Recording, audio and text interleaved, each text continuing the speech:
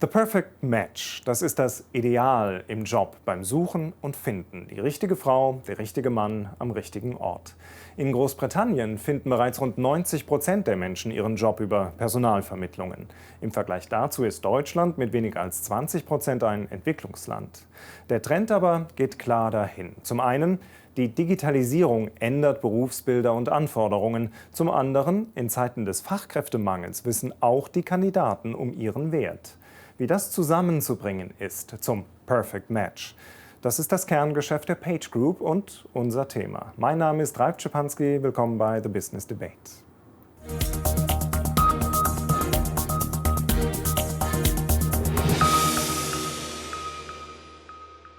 Goran Baric, in der Liebe, glaubt man der Werbung, helfen bestimmte Plattformen alle 11 Minuten. Wie sieht denn Ihre Bilanz aus?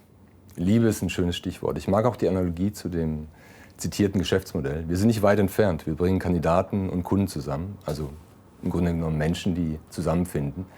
2018 war ein starkes Jahr für uns, für die Page Group. Wir sind so stark und groß wie noch nie in den 28 Jahren, in denen wir jetzt hier in Deutschland operieren. Wir sind im Jahr 2018 im Vergleich 2017 um fast 30% im Umsatz gestiegen, 50% im Profit und konnten unsere Anzahl von Beraterinnen und Beratern um knapp 30% steigern. Also es war ein gutes Jahr. Ob wir jetzt alle 11 Minuten die Glocke abklingen, wenn wir eine Platzierung durchführen, so schnell sind wir nicht, aber ich denke, eine halbe Stunde im Schnitt ist es und darauf sind wir stolz. Und dennoch, wir hören es auch hier, es sind stürmische Zeiten derzeit. Verstehen Sie sich denn noch als Headhunter? Ich mochte den Begriff noch nie so sehr, obwohl natürlich der Branche uns einen gewissen Sexappeal verleiht. Ich verstehe unter Headhunter die Kollegen, die wirklich ganz oben am oberen Ende fischen, ja, die C-Level-Position, Geschäftsführer platzieren. Wir haben ein Team, Page Executive, die operieren insofern, dass sie in Unternehmen rein telefonieren, Kandidaten identifizieren und dann für die Position gewinnen. Das ist ein spannendes Thema. Wir bei Page allgemein bezeichnen uns eher als Personalberaterinnen und Berater, die eben Kandidaten vermitteln. Worauf verlassen Sie sich dabei? Algorithmen, die eigene Nase? Beides ist wichtig heute. Aber wenn Sie sich vorstellen, 1991, als wir hier in Deutschland gestartet sind, da gab es keinen PC, kein Mobiltelefon. Dennoch haben wir diesen Job erledigt. Heute kommt es eben auf das an, was damals auch schon wichtig war, nämlich zwischen den Zeilen lesen zu können, ein Gefühl für Menschen zu haben, zuhören zu können und dann am Ende auch zu entscheiden, wer passt zu wem. Aber natürlich nutzen wir all die digitalen Techniken und Methoden, die heute zur Verfügung stehen, um sie dann mit unserer Datenbank, mit unseren Ressourcen zu verbinden, um eben noch schneller, effizienter für unseren Kandidaten und Kunden da zu sein. Gute Kandidaten wissen, dass sie gesucht werden, aber wollen sie auch gefunden werden?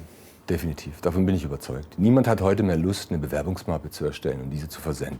Ich möchte angesprochen werden. Maximal möchte ich vielleicht noch mit einem Klick über mein Social-Media-Profil ins Spiel kommen, aber noch lieber ist es mir, angesprochen zu werden. Und das haben wir auch festgestellt aufgrund unserer Studie, die Career Insight-Studie von Page, die besagt nämlich, dass 62% der Kandidaten heutzutage bereit wären, einen neuen Job anzunehmen, wobei 42% eigentlich ganz zufrieden sind mit dem, was sie haben. Das sagt für mich nur eins aus, die Kandidaten wollen angesprochen werden. Aber was sagt das aus über Mitarbeiterbindung? Oder anders gefragt, was sind denn aktuell Kriterien für eine moderne Form der Bindung?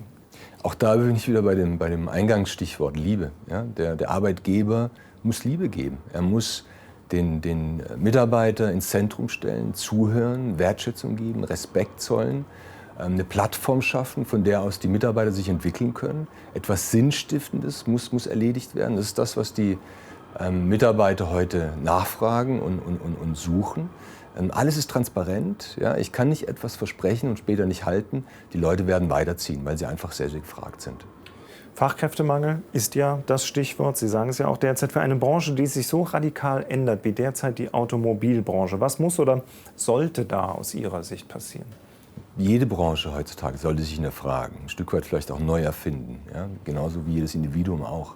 Die Automobilbranche geht durch eine schwierige Zeit im Moment. Dennoch glaube ich, dass sie da durchkommen wird. Viel Innovation, viel Positives ist von dieser Branche ausgegangen in den letzten Jahren, Jahrzehnten. Wir sind stolz in Deutschland auf diese Branche. Es ist Teil von Made in Germany. Was ich mir dennoch wünsche, ist, dass man sich öffnet für Kandidaten außerhalb der Branche. Da ist man vielleicht in der Vergangenheit ein Stück weit zu ignorant, ein Stück weit vielleicht zu überheblich vorgegangen und hat Kandidaten außerhalb der Branche ein Stück weit abgetan, abgelehnt. Und gerade in so einer Phase des Change, des Wechsels, brauche ich Menschen von außen, die einfach einen frischen Wind, neues Blut reinbringen. Summa summarum, was ist ausschlaggebend für ein Perfect Match? Ich glaube fest daran, das ist auch unser tagtäglich Ziel. Wir suchen ein Perfect Match für unsere Kunden, aber es ist schwieriger geworden, eben aufgrund dieses Fach- und Führungskräftemangels. Und es ist ein Ausnahmezustand, Notstand da draußen. Und auch da appelliere ich wieder an die Entscheider, wir müssen gemeinsam ein Stück weit vielleicht da uns öffnen und offen sein für Kandidaten, die vielleicht heute nur 85 oder 90% Match mitbringen, aber eben den richtigen Charakter, die richtige Kultur mit einbringen, passend zum Unternehmen und das Inhaltliche, Fachliche. Das kann ich dann immer noch in den nächsten Monaten dann dem Kandidaten, der Kandidatin beibringen und sie dann entsprechend auf die 100% entwickeln. Und so haben wir dann gemeinsam den Match dann doch noch hinbekommen. Goran Maric, vielen Dank für Ihren Blick aufs Business. Und wir sehen uns wieder bei der nächsten Business Debate. Bis dahin.